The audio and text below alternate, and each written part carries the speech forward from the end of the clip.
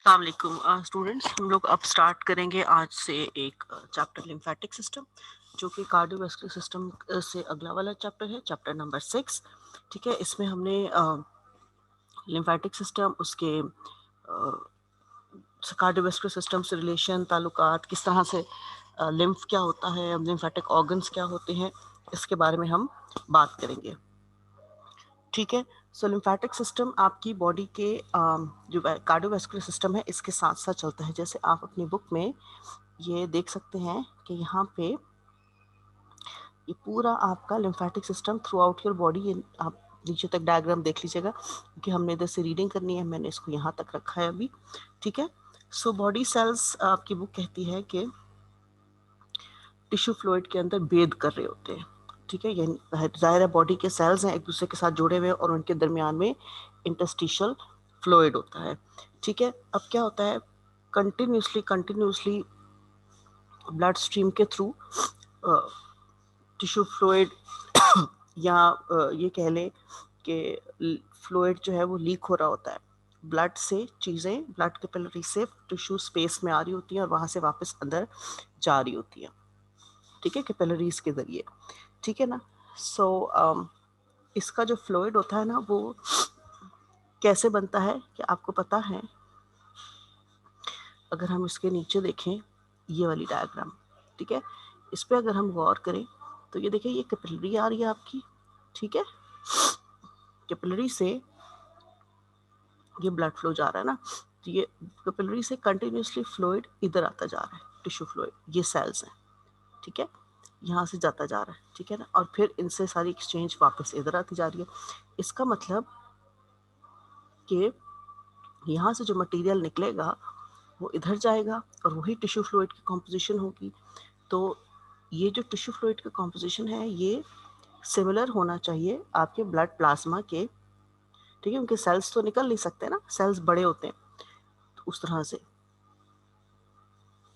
तो ये क्या करेंगे, सेल्स, ब्लड सेल्स हैं वो तब तक नहीं निकलेंगे जब तक कि ज़रूरत की महसूस नहीं होती। तो फ्लूइड यहाँ से जब लीक होता है तो वो प्लाज्मा फ्लूइड लीक होगा।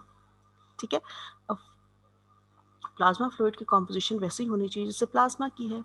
गुड। सो तकरीबन तकरीबन इसकी कॉम्पोजिशन वही होती है जो कि आपके प्लाज्मा की है, except for the plasma proteins. ठीक है, इसमें प्लाज्मा प्रोटीन्स जो हैं वो नहीं आती हैं, और बहुत ही कम सी ऐसी प्रोटीन्स होती हैं जो कि उसकी तरफ आती हैं। ठीक है, अब क्या होता है ये देखिए, जैसे मैंने आपको पहले भी समझाया था कि ये ऑक्सीजनेटेड ब्लड है, ये डीऑक्सीजनेटेड ब्लड इधर जा रहा है। सो दिस, यहाँ से ऑक्सीजन और न्यूट्रिएंट्स जाते हैं और यहाँ से वेस्ट प्रोडक्ट्स जो हैं वो वापस आ रहे हैं। ठीक है, अब क्या होता है कि ये जहाँ से जो ब्लड आता है आपका, ठीक है, तकरीबन 21 लीटर्स होता है। ठीक है, यहाँ से जो ब्लड डेली बेसिस पर निकलता है वो कितना होता है, 21 लीटर का ब्लड यहाँ से एवरी डे निकलता है। ठीक है, 21 liter of blood flows from the capillaries to the space and the tissues, जिसमें से तकरीबन तकरीबन जो है मोस्ट ऑफ इट वापस ले लिया जाता है, लेकिन 3 to 4 लीटर्स इसके अंदर नहीं जाता। ठीक है, यहाँ से इधर चला जाता है बट एक्सेस हो जाती है। 3 to 4 लीटर्स आपकी वीनस रिटर्न में नहीं जाता। ये जो 3 to 4 लीटर्स और आपका ब्लड है ना, टिश्यू फ्लूइड है ना,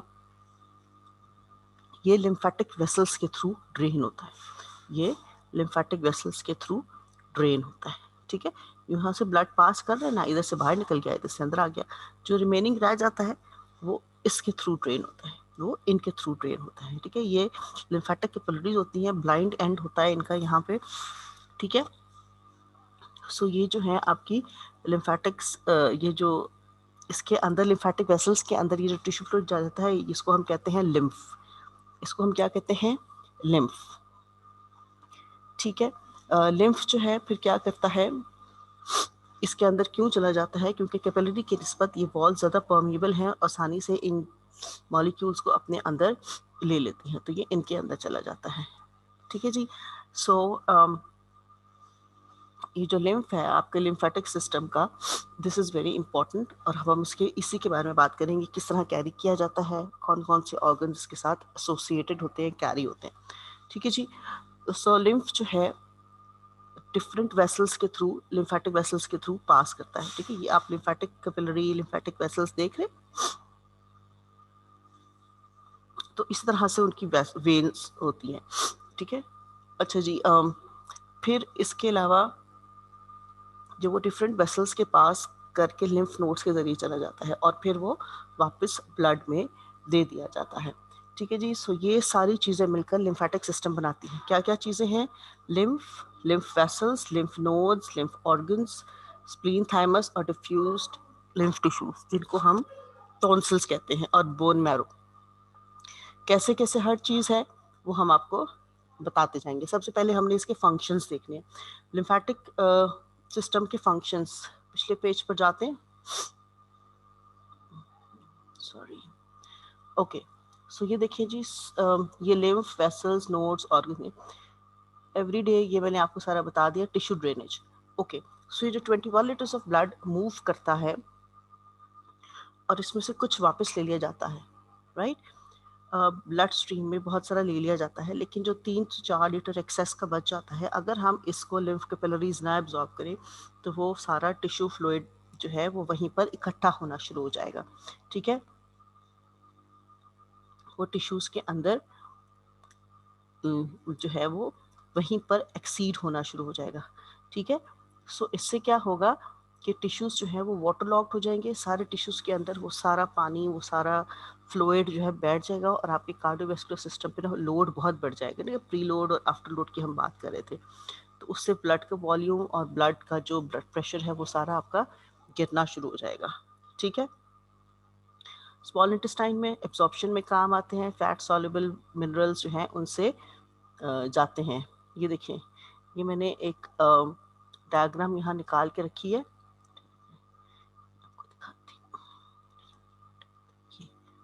ये देखेंगे आप, ये देखिए, this is your small intestine. ठीक है, ये आप देख रहे हैं कि इसके सरफेस देख रहे हैं अंदर से, ये विलाए हैं। ये क्या है? विलाए है। ये इसके ग्रूव्स होते हैं, ट्विस्ट एंड टर्न्स हैं। ये देखिए, ये ट्विस्ट और टर्न है इसका, और हर ट्विस्ट एंड टर्न पे ये इंटरनली ये एक चीज़ बनी है। इसको हम, ये होते हैं विलाए। ये क्या होता है? विलाए सिंगल इज विलस। तो एक विलस को यहाँ बड़ा करके दिखाया है। This is the epithelium, this is the epithelium. ठीक है, जिससे ये सराउंड होते हैं, सेम एज दिस एपिथेलियम। ठीक है, single layer of cells, single layer of cells. ठीक है, सिंगल लेयर्स ऑफ सेल्स हैं। ठीक है, दिस इज द विलस, ये स्मॉल इंटेस्टाइन जहाँ पे एब्जॉर्प्शन करनी है। ये विलस क्या करते हैं? ये एब्जॉर्प्शन का एरिया बढ़ा देते हैं। सो ये आर्टरीज और ये वेन्स है। ठीक है, यहाँ पर जो भी आता है वो यहाँ आर्टरीज और इसमें एब्जॉर्ब हो जाता है। ठीक है, डिफ्यूज हो जाता है, और ये इसकी ब्लड सप्लाई है। ठीक है, जो प्रोटीन्स और वो हैं वो डायरेक्टली ब्लड में चली जाती हैं, लेकिन जो आपका फैट्स हैं वो ये लिम्फेटिक वेसल एब्जॉर्ब करती हैं। क्यों? क्योंकि वो थोड़ा सा बड़े ड्रॉपलेट्स होते, तो वहाँ पर वो एब्जॉर्ब नहीं कर पाते उनको। ठीक है जी। So this is the absorption of, this is the function of the lymphatic vessel, या ये कैसे यू लिम्फेटिक सिस्टम का एक फंक्शन है स्मॉल इंटेस्टाइन में अब्जॉर्प्शन करना, और ये लैक्टियल के थ्रू होती है। This is the lacteal. ठीक है, जहाँ से आपका फैट सॉल्युबल विटामिन और फैट्स जो है वो एब्जॉर्ब की जाती हैं। ठीक है, एब्जॉर्प्शन हो गया। इम्यूनिटी, अब क्या होता है कि जो लिम्फेटिक ऑर्गन्स है वो लिम्फोसाइट्स की प्रोडक्शन और मैचुरेशन के साथ कंसर्न्ड है। ठीक है, वाइट ब्लड सेल्स इम्यूनिटी के लिए रिस्पॉन्सिबल हैं। ठीक है, तो देयरफॉर लिम्फोसाइट्स क्या है? वाइट ब्लड सेल्स है ना। ठीक है, सो लिम्फोसाइट्स जो हैं वो बोन मैरो में चूँकि ये कह लें कि प्रोड्यूस होते हैं, तो ये इसको हम लिम्फेटिक टिश्यू का नाम देते हैं। ठीक है, लिम्फेटिक टिश्यूज इसके अंदर प्रोड्यूस्ड होते हैं और इसीलिए हम इसको लिम्फेटिक टिश्यू का नाम देते हैं, और इसलिए ये इम्यूनिटी के साथ जुड़ा हुआ होता है। ठीक है, इम्यून सिस्टम के साथ इस जॉइंट। अब ये लिम्फेटिक वेसल है एक आपकी। ठीक है, इसके वैल्व्स दिखा रहे हैं, वन वे ट्रैफिक दिखा रहे हैं। ठीक है, उसी तरह से जैसे आपकी वेन्स में होता है, लार्ज वेन्स में होता है। ओके ना, हम देखेंगे कि लिम्फ क्या होता है। लिम्फ क्या होता है जी? Lymph is a clear fluid, clear fluid, watery fluid, plasma की तरह होता है, लेकिन ये कि प्लाज्मा प्रोटीन्स इसके अंदर नहीं होती हैं। ठीक है, प्लाज्मा प्रोटीन नहीं होती, तो इसलिए ये प्लाज्मा प्रोटीन्स के थोड़ा थोड़ा सिमिलर है, लेकिन इंटरस्टिशियल फ्लूइड जो टिश्यूज के बीच में रहता है उनके साथ इसलिए बिल्कुल वैसा वैसा होता है, वहीं से आता है ना, तो वैसा ही होगा। ठीक है जी, ये क्या क्या ट्रांसपोर्ट कर सकता है जी? कैपिलरीज से जो कभी कभी प्लाज्मा प्रोटीन्स निकल आती हैं वो वापस ब्लड स्ट्रीम में लेकर जाएगा। लार्ज पार्टिकल्स जैसे बैक्टीरिया या सेल डेब्रिस हैं, डैमेज हो गया ना टिश्यू, वहाँ से लार्ज पार्टिकल्स या सेल्स या बैक्टीरिया वो सारे लेकर जाएगा। अब लिम्फ में जो है ना, लिम्फोसाइट्स होते हैं जो कि डिफेंस सेल्स हैं, ये हमने पहले पढ़ा हुआ है, और ये लिम्फेटिक सिस्टम के अंदर सर्कुलेट करते रहते हैं। ठीक है, अब ये क्या करेंगे, ज़ाहिर है जो भी सेल डेब्रिस या सारी चीज़ें आएंगी उनको ये आपकी बॉडी से निकालने का काम करेंगे। ठीक है, अब जो स्मॉल इंटेस्टाइन है ना, जैसे मैंने आपको लैक्टेल्स के भी दिखाया था, वहाँ पे फैट्स एब्जॉर्ब हो जाती हैं और ये इसको एक मिल्की अपीयरेंस दे देती हैं। ठीक है, फैट्स वहाँ से जब एब्जॉर्ब होती हैं वो लिम्फ के साथ शामिल हो जाती हैं, तो उसको एक मिल्की से वो फिर क्लियर नहीं रहता, थोड़ा सा गदला सा मिल्की सा अपीयरेंस आ जाता है, तो उसको हम कहते हैं काइल। उसको हम क्या कहते हैं? काइल। ठीक है, लिम्फ कैपिलरीज की बात करें तो लिम्फ कैपिलरीज जो हैं एक ब्राइन एंड ट्यूब्स की तरह ओरिजिनेट करती हैं इंटरस्टिशियल स्पेसेस में, और फिर वो ब्लड कैपिलरीज, और जिस तरह ब्लड कैपिलरीज का सिंगल लेयर स्ट्रक्चर होता है, मैंने आपको अभी दिखाया था, उसी तरह से इनकी वॉल्स में single layer of endothelial cells होते हैं, लेकिन वॉल्स जो हैं थोड़ा सा स्लाइटली परमिएबल होती हैं, मोर परमिएबल होती हैं as compare to the blood capillaries. ठीक है, फिर ये छोटी छोटी कैपिलरीज, इनकी लिम्फेटिक कैपिलरीज मिलके लार्ज लिम्फ कैपिलरीज बना लेती हैं।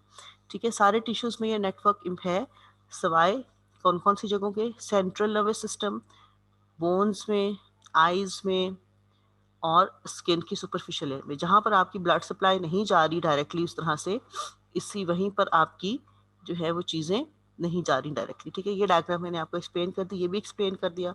ठीक है, अब हम लार्जर लिम्फ वेसल्स की अगर बात करें, they are alongside the vein and serving the area. Arteries vein के साथ साथ ये रहती हैं, ये आपको मैंने पहले भी बताया था।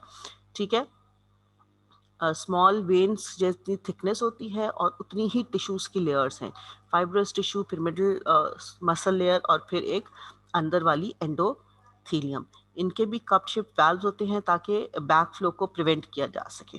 ठीक है, और सिस्टम को हमेशा थॉरेक्स की तरफ जाना है क्योंकि वहां से ये आगे पंप करेंगे हार्ट के साथ। ठीक है जी, उसी तरह से थॉरेक्स की तरफ जाएंगे ताकि ये सिस्टम के अंदर एंटर हो जाए। ठीक है, इनमें कोई पंप शम्प नहीं होता, जबकि और ये किस तरह से फिर ब्लड लिम्फ जो है ट्रैवल करता है? ये ट्रैवल करता है मसल लेयर की मूवमेंट से। ठीक है, जैसे पेरिस्टालसिस एसोफेगस में काम करती है, इसी तरह से ये उनकी अपनी इंट्रिंसिक एबिलिटी होती है कि वो उसको आगे रिदमिकली लिम्फ को पास कर सकें, जिसको हम लिम्फेटिक पंप कहते हैं। ठीक है जी, इसके अलावा मसल की कॉन्ट्रैक्शंस लार्ज आर्टरीज पल्सेट करती हैं, तो उसको क्या होता है, लार्ज आर्टरीज की पल्सेशन से के लिम्फ वेसल्स के ऊपर भी प्रेशर पड़ता है, मसल्स से भी प्रेशर पड़ता है, तो वो लिम्फ को पुश करते हैं और लिम्फ जो है वो मूव करता रहता है अलोंग द वेसल्स। अब जो लिम्फेटिक वेसल्स होती है ना, वो दो मेन वेसल्स होती है। ठीक है, एक होती है थोरेसिक डक्ट और एक होती है राइट लिम्फेटिक डक्ट। एक दूसरी होती है right lymphatic duct. Thoracic duct जो है वो सिस्टर्ना काइली, सिस्टर्ना काइली क्या है जी? कि फर्स्ट टू लंबर वर्टिब्रास, दिमाग में रखें, वर्टिब्रल कॉलम अगर दिमाग में लाएं, लंबर वर्टिब्रा की तरफ जाएं, तो फर्स्ट टू लंबर वर्टिब्रा जो हैं उनके सामने, बस उनको सामने रखें, देखें उनके सामने वहाँ पर एक लिम्फ चैनल होता है जो कि थोड़ा डायलेटेड सा होता है। ठीक है, वहाँ का जो लिम्फेटिक चैनल है वो डायलेटेड होता है, वहाँ से ये स्टार्ट होता है, वहाँ से ये स्टार्ट होता है। ठीक है, और तकरीबन 40 सेंटीमीटर्स तक जाता है और लेफ्ट सबक्लेवियन वेन में एंटर कर देगा। रूट ऑफ द नेक, जैसे हमने पिछले चैप्टर्स में पढ़ा था, रूट ऑफ द नेक में जाकर ये सबक्लेवियन वेन में अपने आप को ड्रेन कर लेते हैं। तो ये कहाँ से शुरू होती हैं? थोरेसिक डक्ट आपके लंबर वर्टिब्रास जहाँ से शुरू हो रही हैं। ठीक है, सो यानी कि immediately below the thorax thorax region थोड़ा वहाँ पे ये स्टार्ट होती हैं और फिर ये सब क्लेवियन वेन लेफ्ट वाली में जाके रूट ऑफ द नेक पे ड्रेन करती हैं अपने आप को। और वहाँ से कहाँ कहाँ से लिम्फ आता है वहाँ पे देखें जी,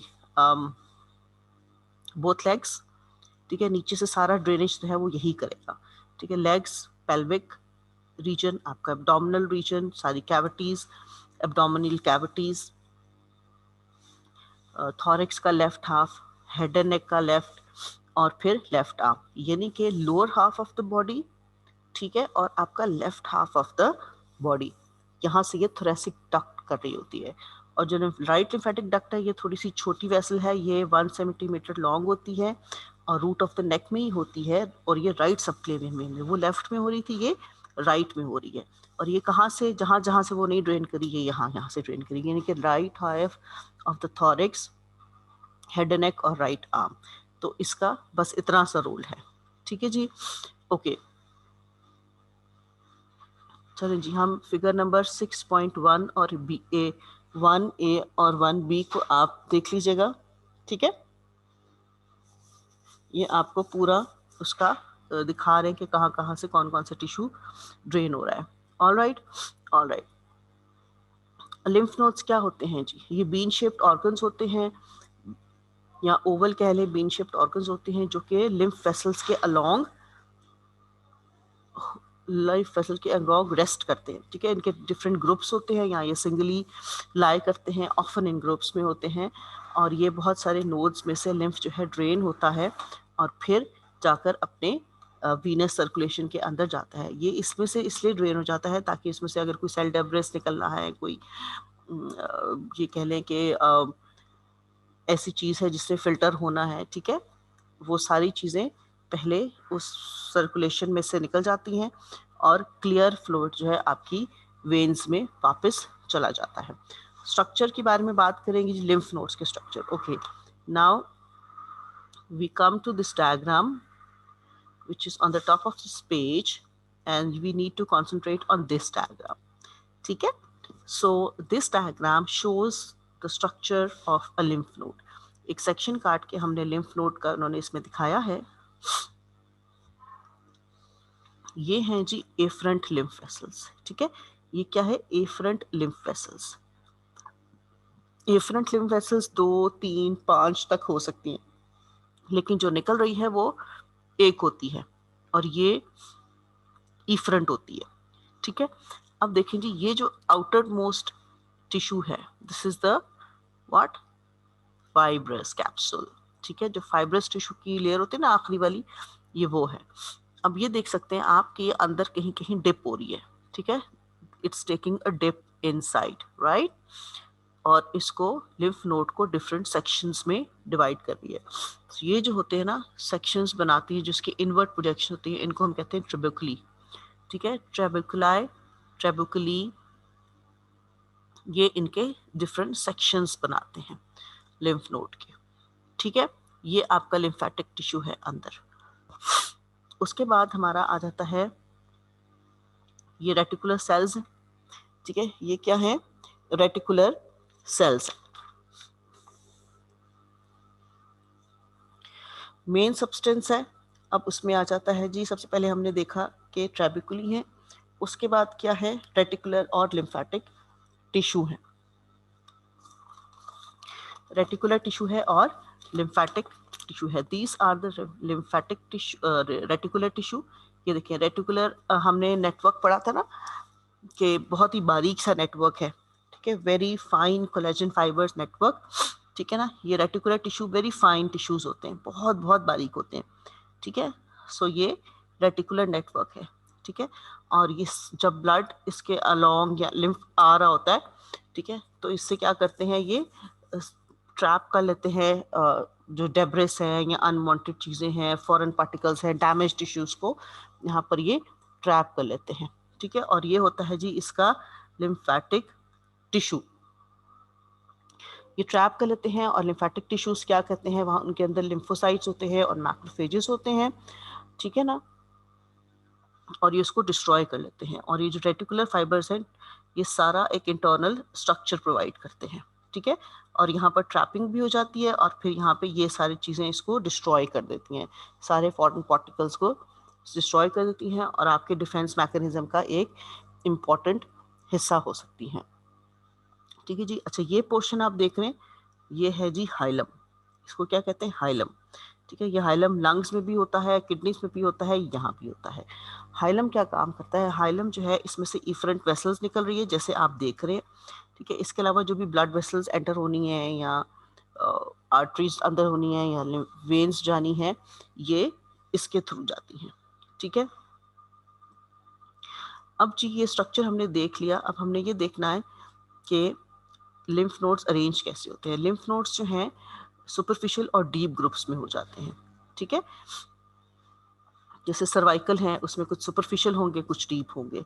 ठीक है जी। सो अब हम देखते हैं डिफरेंट पोर्शंस में से लिम्फ कैसे कैसे ड्रेन होता है। ठीक है जी। Lymph from the head and neck passes through deep and superficial cervical node. Cervical node cervix, ठीक है, आपकी गर्दन के सर्वाइकल एरिया के इर्द गिर्द ये नोड्स होते हैं और ये आपके हेड एंड नेक से सारा लिम्फ ड्रेन करते हैं। ठीक है, लिम्फ जो अपर लिम्फ से पास होता है वो एल्बो रीजन में ड्रेन होता है और फिर through deep and superficial axillary nodes. So upper limbs में से जो ड्रेन लिम्फ है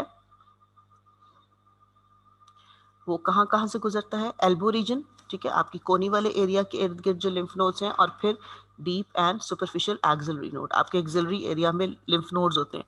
ठीक है, तो वहाँ से ये ड्रेन होता है। ऑर्गन्स और टिश्यूज जो थोरेसिक एरिया में है, कैविटी में है, वो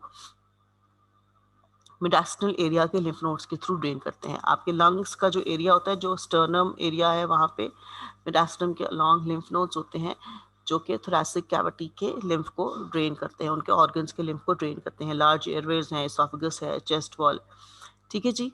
सो ब्रेस्ट का जो लिम्फ नोड है वो एक्सिलरी नोड से ड्रेन होता है, उनका ताल्लुक उनके साथ होता है, इनके साथ नहीं होता है।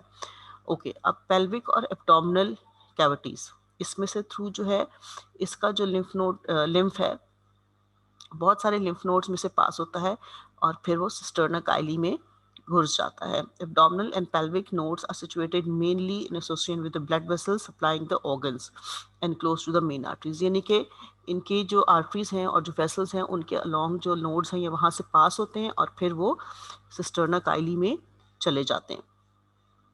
ठीक है, तो ये सारा आपने जिस तरह है लिम्फ नोड्स की ये अरेंजमेंट बताई है कहाँ से कहाँ, ये पूरी डायग्राम एक एग्जाम्पल के तौर पे उन्होंने ये आपको हेड एंड नेक की दिखा दी है। ठीक है जी। अब जी फंक्शंस क्या हैं, लिम्फ नोड्स का फंक्शन क्या है। लिम्फ नोड जो है ना, it is filtered by reticular and lymphatic tissue as it passes through the lymph nodes.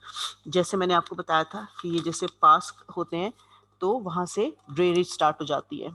ठीक है, सो उनका जो लिम्फ है, जो पार्टिकुलर जो वो ड्रेन करते हैं या वो फिल्टर करते हैं, उसमें क्या क्या होते हैं, बैक्टीरिया हो सकते हैं, डेड सेल्स या लाइव फेगोसाइट्स हो सकते हैं, माइक्रोब हो सकते हैं, मैलिग्नेंट ट्यूमर्स के सेल्स हो सकते हैं, वोर्न आउट डैमेज टिश्यूज हो सकते हैं, इनहेल्ड पार्टिकल्स हो सकते हैं, कोई ऑर्गेनिक मटीरियल हो सकते हैं, यानी कि इसमें काफ़ी कुछ चीज़ें हो सकती हैं।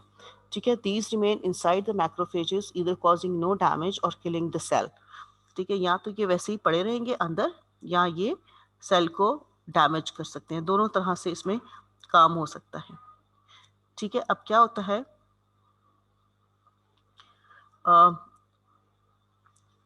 मटेरियल जो है, जो नहीं फिल्टर होता लिम्फ वे से, जो नहीं फिल्टर होता, जो एक लिम्फ नोड से फिल्टर नहीं होता, वो दूसरे लिम्फ नोड तक इसी तरह चला जाता है आपकी वेसल के थ्रू। ठीक है, और फिर इसी तरह से ये डिफरेंट डिफरेंट लिम्फ नोड से पास करते हुए इवेंचुअली फाइन पूरा ये कह लें कि सेट होकर पूरा क्लियर होकर आपकी वेन्स में, वेनस रिटर्न में शामिल हो जाता है। कुछ केसेस में जहाँ फेगोसाइटोसिस प्रॉपर नहीं होती और वो प्रॉपरली उसको ये कह लें कि डिस्ट्रॉय नहीं कर सकते, वहाँ पर लिम्फ एडिनोपैथी हो जाती है और आपके लिम्फ नोड्स की इन्फ्लेमेशन रहती है और इन्फेक्शन क्रिएट हो सकता है वहाँ पे। ठीक है जी। लिम्फोसाइट्स जो हैं, टी लिम्फोसाइट्स, बी लिम्फोसाइट्स, हमने इसकी ओरिजिन पढ़ा हुआ है, कहाँ से किधर किसर निकलते हैं। ठीक है, और फिर वो लिम्फ नोड्स के अंदर प्रोलिफरेट कर लेते हैं। ठीक है जी। सो ये आपने पूरी वहाँ से देखनी है जहाँ हमने ब्लड के टाइम पर पढ़ा था। स्प्लीन एक इम्पॉर्टेंट आपका स्ट्रक्चर है, लिम्फेटिक ऑर्गन है, ठीक है। It's the largest lymphatic tissue है, ऑर्गन है जिसमें सबसे ज़्यादा रेटिकुलर टिश्यूज पाए जाते हैं, ठीक है जी। ये लेफ्ट हाइपोकॉन्ड्रियम में होते हैं आपके स्टमक के साथ साथ, और आप इसकी डायग्राम देख लें ज़रा, ये देखें जी, ये आपकी स्प्लीन है,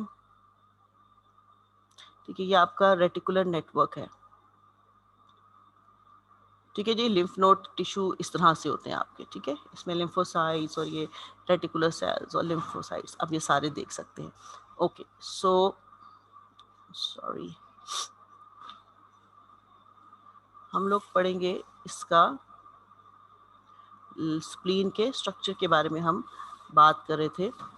ये देखें जी, दिस इज योर स्प्लीन, ठीक है। ये इसी तरह से होती है आपकी बॉडी में। अब इसके इर्द गिर्द ऊपर नीचे क्या क्या इंप्रेशन हैं, क्या क्या स्ट्रक्चर्स हैं, ये हम देखते हैं। ये देखें जी, दिस इज वेरी इंपॉर्टेंट, ठीक है। ये ये ये स्टमक का इम्प्रेशन है। ये क्या है जी, ये स्टमक का इम्प्रेशन है स्प्लीन के ऊपर, ठीक है। ये स्प्लीन के ऊपर यहाँ स्टमक आता है इतने पोर्शन में, तो यहाँ पर स्टमक का इम्प्रेशन बना हुआ है। यहाँ पर किडनी होती है, तो ये किडनी का इम्प्रेशन है, ठीक है। ये फिर स्प्लीनिक वेन, स्प्लीनिक आर्टरीज में आ जा रही होती हैं। ये हाइलम वाला एरिया है इसका, ठीक है। ये देखें ट्रेबिकुली अंदर की तरफ ये जा रहे हैं, ये फाइब्रस कैप्सूल है बाहर का, ठीक है। ये इसका अंदर टिश्यू है, इसका मस्कुलर टिश्यू है। यहाँ से कोलोन गुजरता है, ठीक है, तो ये उसका इम्प्रेशन है। सो ये इस तरह ट्रांसवर्स कोलोन इस तरह से यूं टर्न करते हैं ना जब, तो ये इधर से गुजरता है, तो ये उसका इम्प्रेशन है, ठीक है। सो ऑर्गन्स कौन कौन से एसोसिएटेड हैं, superiorly and posteriorly diaphragm, inferiorly left colic flexure of the large intestine, ठीक है। लेफ्ट कॉलिक फ्लेक्चर यानी कि वो ऐसे जो टर्न कर रहा है इधर से। एंटीरियरली उसके आगे फंडस ऑफ द स्टमक यहाँ पर होता है, ठीक है। इंफीरियर मीडियली उसके मीडियल साइड पर पैनक्रियास होता है, और लेफ्ट किडनी होती है यहाँ पे, ठीक है जी। और फिर उसके लैटरली उसके इर्द गिर्द इसके लैटरल एरिया में क्या है जी, 9th और 11th रिब से ये सेपरेट किया जाता है, इंटरकॉस्टल मसल्स होते हैं, ठीक है जी, डायफ्राम के थ्रू। इसीलिए इसको कहते हैं जी एंटीरियरली पोस्टीरियरली इसके डायफ्राम होता है सुपीरियरली। ऑलराइट, सो स्ट्रक्चर क्या है जी, स्प्लीन क्या है, ओवल शेप्ड है, हाइलम है। एंटीरियर सरफेस किससे कवर्ड होती है, पेरिटोनियम से। पेरिटोनियम जो है इसके बारे में हम डाइजेस्टिव सिस्टम में बात करेंगे, ठीक है। और ये फाइब्रस कैप्सूल में इनक्लोज होती है, जो कि ट्रैबुकली मैंने आपको पहले बताया था, जैसे लिम्फ नोड्स होते हैं, ठीक है जी। इसके अंदर क्या क्या होता है, लिम्फ नोड्स होते हैं, मैक्रोफेजेस होते हैं, और जो मटेरियल इन एरियाज में इस एरिया को हम कहते हैं स्प्लीनिक पल्प, ठीक है। इस मटेरियल को हम क्या कहते हैं, स्प्लीनिक पल्प। ये सारा ट्रैबिकुली के बीच में होता है, ये देख सकते हैं आप, this is your all the portion the splenic pulp, trabeculae बीच में स्प्लीनिक पल्प नजर आ रहा है आपको सारा, ठीक है। अब जो स्प्लीनिक पल्प है ना, इसमें एक रेड पल्प होता है और एक वाइट पल्प होता है, ठीक है। रेड पल्प वो एरिया होता है जिसमें ब्लड सप्लाई बहुत ज़्यादा होती है, ठीक है। और जो वाइट पल्प होता है वो लिम्फेटिक टिश्यूज़ के एरिया होते हैं, जो कि लिम्फोसाइट्स और मैक्रोफेजेस जहाँ ब्लड वेसल्स के इर्द गिर्द घूम रहे होते हैं, तो वो वाइट सेल्स होते हैं, तो वो सारा वाइटिश हो जाता है एरिया, ठीक है जी। अब जो स्प्लीन से जो स्ट्रक्चर्स एंटर या लीव कर रहे हैं, they splenic artery, vein, lymph vessels, efferent vessels. Efferent vessels इसमें नहीं है, इसमें एफरेंट वेसल्स नहीं है, इसलिए इसका जो ड्रेनेज है वो ब्लड के थ्रू होता है। ब्लड के अंदर जो मटेरियल थोड़ा सा होगा, ये उसी को ड्रेन करेगा, ठीक है। ऑल राइट, फंक्शंस में वही फंक्शंस हैं, फेगोसाइटोसिस जैसे हमने पहले पढ़ा था, एरिथ्रोस। अच्छा जी, स्प्लीन जो है ना, ये आपके रेड ब्लड सेल्स की डिस्ट्रक्शन का मेन एरिया है, ठीक है। जो worn out red blood cells हैं, वो जो ब्रेक डाउन प्रोडक्ट्स हैं, बिलिरुबिन, ये यहाँ पर बनते हैं, फिर वो यहाँ से स्प्लीनिक और पोर्टल वेन्स के थ्रू ट्रांसपोर्ट जाते हैं लिवर में, और वहाँ से फिर आपकी बॉडी से बाहर निकलते हैं। और कौन कौन सी चीज़ें फेगोसाइटोस होती हैं? प्लेटलेट्स, ल्यूकोसाइट्स, बैक्टीरिया, जो जो इम्यूनिटी सिस्टम में आपके इन्वॉल्व हुए होते हैं ना, वो सारे यहाँ पर फेगोसाइटोस जाते हैं, डिस्ट्रॉय हो जाते हैं। ठीक है जी। इसके एफरेंट वेसल्स नहीं होती, इसलिए इनमें डिजीज़ का चांस थोड़ा कम होता है। स्प्लीन जो है ना आपका एक्स्ट्रा ब्लड स्टोर करती है, ठीक है, 350 ml। और अगर आपकी सिम्पथेटिक स्टिमुलेशन के रिजल्ट में ब्लड का वॉल्यूम अगर कम हो रहा हो तो ये फ़ौरन, जैसे हेमरेज है, उस सूरत में सिम्पथेटिक स्टिमुलेशन होती है और वहाँ से रिटर्न फिर जो है ब्लड फ़ौरन से स्प्लीन के थ्रू आपके बॉडी में दे दिया जाता है, सर्कुलेशन में दे दिया जाता है। इम्यून रिस्पॉन्स, उसके अंदर डेफिनेटली टी और बी लिम्फोसाइट्स हैं। एंटीजेंस के प्रेजेंस में वो एक्टिवेट हो जाते हैं और प्रोलिफिकेशन हो जाती है लिम्फोसाइट्स की, और जिससे स्प्लीन कभी एनलार्ज भी हो सकती है, इन्फेक्शन हो सकता है अगर वो प्रॉपर्ली काम ना हो तो। एरिथ्रोपोइसिस, एरिथ्रोपोइसिस क्या है जी? के blood cells, red blood cells, ठीक है ना, उसकी प्रोडक्शन का इम्पोर्टेंट साइट्स है आपके फीटल ब्लड सेल्स में, ठीक है जी। ये अडल्ट्स में अगर ज़रूरत हो तब, लेकिन फीटल लाइफ में ये बड़ा इंपॉर्टेंट एक इसका फंक्शन है रेड ब्लड सेल्स की प्रोडक्शन का। थाइमस ग्लैंड, अब हम एक और ऑर्गन है थाइमस ग्लैंड, ये मिडास्ट्रम के अपर पोर्शन में होता है, ठीक है। ये देखिए ट्रेकिया है, ये इसके ऊपर ये आपका थायराइड ग्लैंड है, ठीक है जी। और इसी एरिया में आपका थाइमस ग्लैंड होता है। ओके, ये देखिए, अब हम ये देख रहे हैं कि थाइमस की एग्जैक्ट लोकेशन क्या है। Thymus gland lies in the upper part of the mediastinum behind the sternum and extends upwards into the root of the neck. It weighs about 10 to, ये रूट ऑफ द नेक के structures में मौजूद होता है, ठीक है। ये इसके सारे स्ट्रक्चर्स हैं जो कि थाइमस से एसोसिएटेड हैं। ये आपका मेडास्टिनम एरिया है, ठीक है, इसके अपर पार्ट में यहाँ मौजूद होता है और रूट ऑफ द नेक तक जो है ये एक्सटेंड करता है।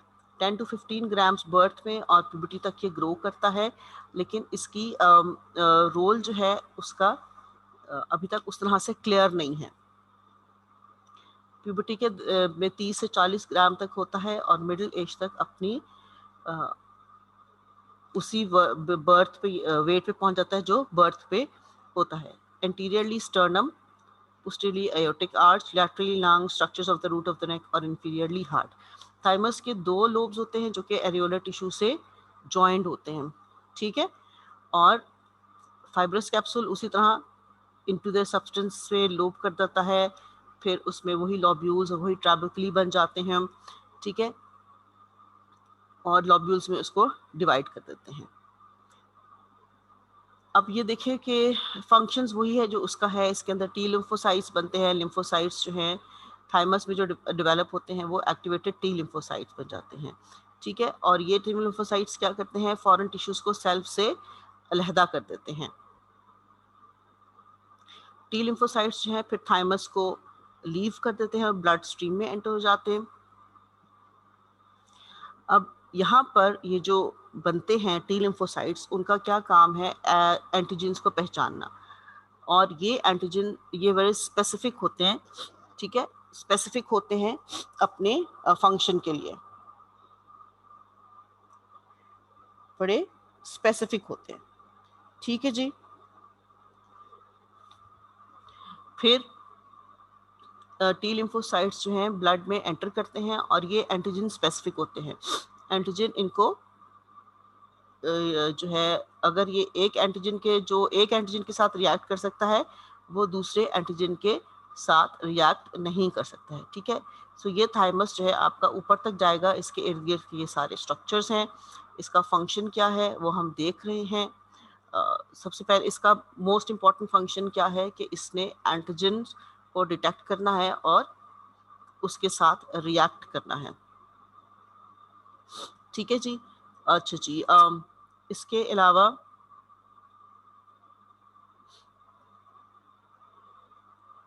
हमने ये देखना है कि maturation of the thymus and other lymphoid tissues stimulated by thymosin. Thymosin क्या है? एक हार्मोन है जो कि एपिथेलियल सेल्स से बनता है।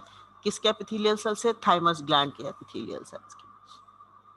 और ग्लैंड की श्रिंकेज जब शुरू होती है तो इफेक्टिवनेस ऑफ टी लिम्फोसाइट्स जी खत्म हो जाती है।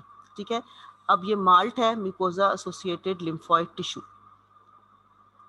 ये जी कुछ प्लेसेस पे लिम्फोइड टिश्यूज की कलेक्शंस होती हैं, ठीक है, जो थाइमस और स्प्लीन की तरह एनक्लोज्ड नहीं होती हैं, ये स्कैटर्ड होती हैं। ठीक है, इनके अंदर टी लिम्फोसाइट्स होते हैं और बी लिम्फोसाइट्स होते हैं जो कि बोन मैरो से माइग्रेट होते हैं और थाइमस से माइग्रेट होते हैं, और ये इन्वेडर्स को डिटेक्ट करके उनको डिस्ट्रॉय करने में काम आते हैं। ठीक है, उनके अंदर कोई एफरेंट लिम्फेटिक वेसल्स नहीं जाती हैं, ये लिम्फ को फिल्टर नहीं करते हैं और एक्सपोज नहीं होते हैं डिजीजेस से, ना स्प्रेड करते हैं।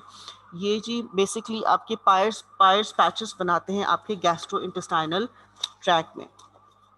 गैस्ट्रो इंटेस्टाइनल ट्रैक में पायर्स पैचेस बनाते हैं और टॉन्सिल्स जो आपके मौजूद होते हैं पूरी ग्रुप बॉडी में, जो आपके थ्रोट में होते हैं, वो बनाते हैं। ठीक है, सो जीआईटी, रेस्पिरेटरी ट्रैक, जेनिटोजेनिटरी ट्रैक, ये वहाँ पर पूरा इनका ग्रुप से बनते हैं। और ये एक्सटर्नल सर्फेसिस ये कर लें कि जहाँ पर आपकी बॉडी एक्सटर्नल इन्वायरमेंट को एक्सपोज होती है, ये वहाँ पर पैचेस बनाते हैं, ग्रुप्स बनाते हैं, ताकि फॉरेन बॉडीज़ को फौरन से फौरी वहाँ पर हैंडल किया जा सके। ठीक है, कौन कौन से हैं? टॉन्सिल्स और पायर्स पैचेस, ये मैंने आपको पहले बता दिए। ठीक है जी, so here goes your lymphatic system, we are done. अब हमारा बेसिकली देखा जाए तो दो चीज़ें रहती हैं, एक रहता है एब्डोमेन डाइजेस्टिव सिस्टम का और एक रहता है मस्कुलोस्केलेटल सिस्टम। मस्कुलोस्केलेटल सिस्टम कोशिश तो बेटा यही होगी कि आप लोग आएँ तो आपको कराया जाए, क्योंकि इस तरह मुश्किल है, बट मेरी पूरी कोशिश होगी कि जितना मैं आपको डाइजेस्टिव सिस्टम इसी तरह से करा सकूँ मैं करा दूँ। लेट्स होप कि जल्दी से ये जो है इंस्टीट्यूशंस खुल जाए और हम क्लास में पढ़ सकें, लेकिन तब तक कोशिश करेंगे कि जितना हम इसको जल्दी ख़त्म कर सके कर लें। ठीक है जी, सो देख लीजिएगा रेफरेंसेस इसमें से जो सारे दिए हैं बुक में, सारे लिखे हुए। जो ना समझ में आए आप ग्रुप पर मैसेज कर दीजिए, ठीक है, ताकि फिर हम उसको डील कर सके उसी तरह। ठीक है जी, सो मिलते हैं नेक्स्ट क्लास में। हाफिज़।